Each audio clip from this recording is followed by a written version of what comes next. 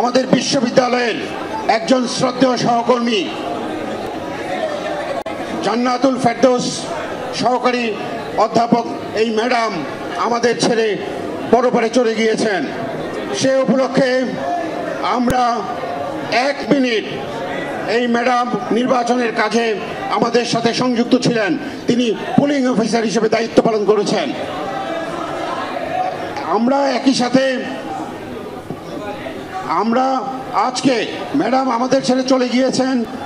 আমরা মহান স্বাধীনতা যুদ্ধে এবং অন্যান্য যে আন্দোলন এবং বিশেষ করে 2024 সালে যে গণ অভ্যুত্থান সংগঠিত হয়েছে, এই গণ অভ্যুত্থানের যারা শহীদ হয়েছেন এবং আমাদের শ্রদ্ধেয় ম্যাডাম যিনি আমাদের ছেড়ে পরপারে চলে গিয়েছেন, সকলের বিদেহী আত্মার মাগফিরাত কামনা এবং একই সাথে আমরা আজকে তাদেরকে শ্রদ্ধা ভরে স্মরণ করতে চাই।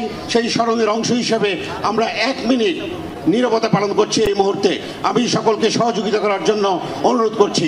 1 মিনিট নীরবতা পালনের কর্মসূচি শুরু হলো।